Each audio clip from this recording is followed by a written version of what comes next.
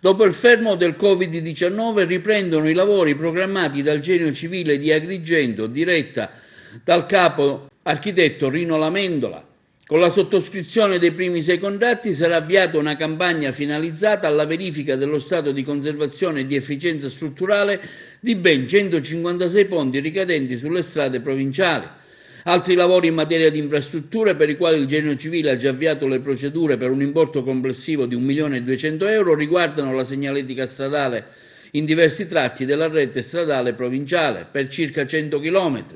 Infine il Genio Civile ha anche approvato il progetto strutturale esecutivo e lavori di consolidamento dei piloni del secondo tratto del Ponte Morandi di Agrigento, che la collega con Porto Empedocle. Quindi le emergenze idrogeologiche, con ben 13 interventi pronti a partire entro il mese di giugno per mitigare il rischio di esondazione dei corsi d'acqua attraversano il territorio provinciale. Diciamo che abbiamo capitalizzato nel migliore dei modi il fermo determinato dalla crisi da Covid per porre in essere una serie di attività propedeutiche alla riapertura di tanti cantieri. Già venerdì prossimo avviamo le attività di monitoraggio sulle condizioni di efficienza strutturale dei primi 52 ponti che ricadono sul tracciato stradale delle nostre provinciali. Ne ispezioneremo in totale 156. Contestualmente siamo pronti a partire anche ad aprire altri 13 cantieri che riguardano 13 interventi sui corsi fluviali che attraversano il territorio, anche qui con l'obiettivo di scongiurare il rischio, quantomeno ridurre il rischio di esondazione, un rischio che affligge il nostro territorio in maniera atavica. Poi siamo pronti anche a partire, abbiamo capitalizzato molto questa fase, siamo riusciti veramente a portare avanti una serie di cose contestualmente. Siamo pronti per partire unitamente in collaborazione con il Libero Consorzio per il rifacimento della segnaletica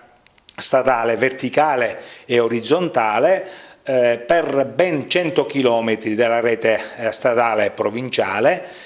Poi nel frattempo siamo riusciti anche a dare un'ulteriore spinta al processo di semplificazione in edilizia, grazie al quale oggi i cittadini, le imprese possono presentare i loro progetti online utilizzando la piattaforma informatica sismica e ricevendo in tempo reale l'attestato di deposito, quindi una velocizzazione importante per dare una mano alla riapertura dei cantieri. Durante questo periodo abbiamo approvato anche una serie di progetti importanti per lo sviluppo socio-economico del nostro territorio, uno fra tutti il progetto di consolidamento del secondo tratto del Ponte Morandi, per intenderci quello che collega la città di Agrigento con la città di Porto Empedocle e quindi con la parte occidentale della provincia, e con l'auspicio che alla velocità di questo ufficio faccia eco analoga velocità da parte di ANAS nella realizzazione dei lavori. Quindi abbiamo portato avanti una serie di attività grazie alla buona volontà, allo spirito di servizio e all'efficienza dei dipendenti che hanno sperimentato con successo questo nuovo modo di lavorare, lo smart working, dando una mano concreta alla ripartenza dell'economia del comparto edilizio in provincia di Agrigento.